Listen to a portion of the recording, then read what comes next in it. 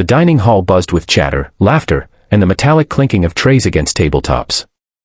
Students streamed in, forming lines at the food counter while others gathered around tables, their voices blending into a lively hum. But amid all that noise, one girl walked in alone, her tray trembling slightly in her hands. Her name was Aisha. She was new to the school, a transfer student who had spent her entire life moving from one city to another because of her father's military service. She was used to being the outsider, but no matter how many times it happened, the sting never really dulled. She picked a corner table, hoping the distance would give her peace, but that decision only made her a target. 3 boys sitting nearby noticed her. They were the kind of boys who loved attention, who thrived on making others laugh, even if it meant humiliating someone else. Their leader, Sam, leaned forward with a smirk. "Hey, look at her, eating like she's afraid the food will bite back." His friends snickered, joining in with cruel comments about her posture, her clothes, and even the way she quietly chewed her food. Aisha kept her eyes on her tray, her hands tightening around the fork. She had been mocked before, and she had learned that silence was usually the best defense. But this time, something inside her began to stir. Memories of her past flashed in her mind, the grueling martial arts training her father had insisted on, the countless hours spent practicing discipline and control. He had always said, strength is not for showing off, but for protecting yourself and others.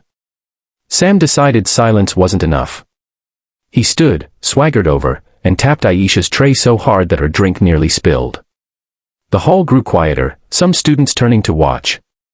"What's wrong?" "Cat got your tongue," he taunted, his voice dripping with arrogance. His friends laughed louder, feeding his ego. Aisha finally looked up. Her eyes, calm but unyielding, met his. "Leave me alone," she said softly. But the firmness in her tone made Sam falter for a second. He recovered quickly, scoffing. "Or what? You gonna cry? Maybe you should have stayed in kindergarten." He reached for her tray again, but he never touched it. In one fluid motion, quicker than anyone could follow, Aisha's hand shot out. She twisted his wrist just enough to make him stumble back. Before his friends could react, they rushed forward to defend him. That was their mistake. Aisha didn't strike out of anger, her movements were precise, controlled. She sidestepped one boy, using his momentum to send him sprawling to the floor. The second lunged at her clumsily, but she shifted her weight, hooked her leg, and he fell backward with a crash. Within seconds, all 3 boys were on the ground, blinking in shock, wondering what had just happened. The entire dining hall was frozen. Trays clattered as students craned their necks to see. For the first time, the boys who usually commanded attention had been still. The dining hall was always the loudest place in the school, but for Aisha, it felt like the loneliest. As trays clattered and conversations filled the air, she moved with careful steps, clutching her plate as though it were the only shield she had.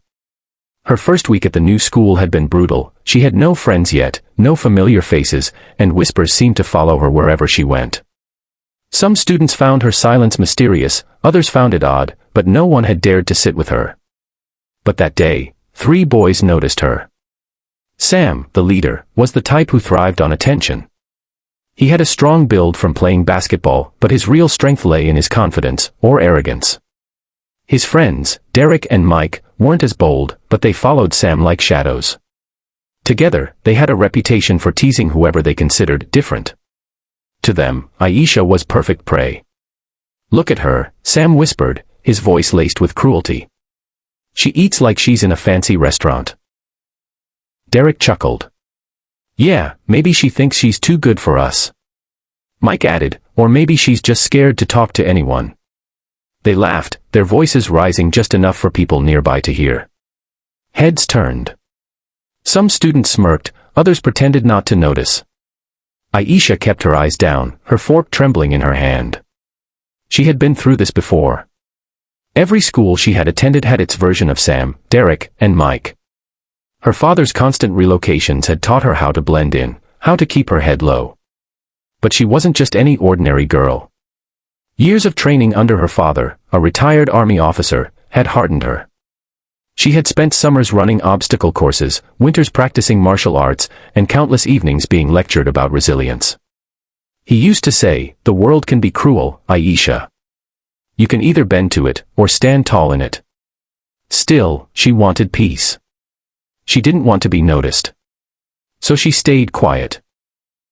But when Sam swaggered over, his grin wide, she knew this wouldn't end without confrontation. He tapped her tray, nearly spilling her food.